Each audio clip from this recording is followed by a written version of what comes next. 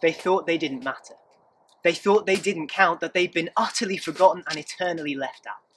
People scarred by leprosy have throughout our history been shunned and shunted out of sight, quarantined to rage alone against the numbing of the light. A century or so ago, many were marooned on Molokai.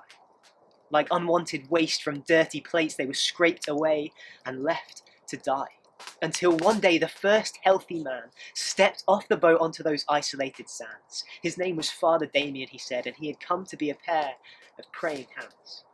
Those hands built roads and hospitals and churches, helped them turn their prison to a home. Those hands dressed wounds and tended softly to the sick, with every touch insisting, "You are not alone."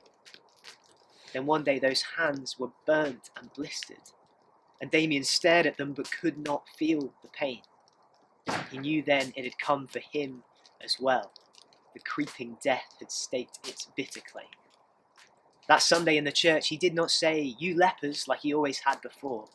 He said, "Now let us lepers pray together. May Jesus Christ be with us all." And as he died beside his friends, he told them what he'd always known.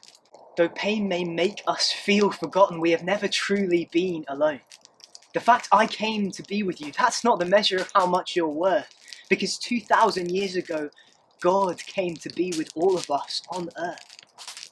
The one who struck the match and lit the sun became a human, breathing and barefoot, a crying child stranded on these sands to walk amidst our dirt and dust and soot. He was born all bloody like the rest of us, and raised in poverty and pain. He let himself be cast out to the margins to hold and heal the lepers and the lame, but the God of love was hated. The only faithful one betrayed. His helping hands were bound and pierced by the precious people they had made. So now God knows the crushing weight of dread, the choking black of fear and doubt. God knows the ache of being utterly alone, the awful silence after everyone walks out. They called him God is with us. They called him our God saves, but they never dreamt that he would save us by coming with us to the grave. And all I've ever tried to be, he said, is an echo of that truth. So it's the privilege of my life to die here, hand in hand with you. Damien went there to be close to them, to give himself till there was nothing left. And the sweetest sermon that he ever preached was the gasping of that final breath.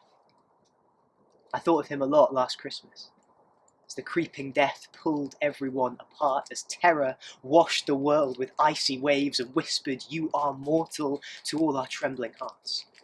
I thought of him who came to hold their hands, knowing full well where that would end, and heard the echo of how God comes down as deep as death to be our never-failing friend. That's how much we matter. That's how much we're worth, that God would die to make us new, was born to give us second birth. God came to meet us in this weary world, to share our life and heal it with his own. God came to weep our tears and bleed our blood so we could know forever we are not alone.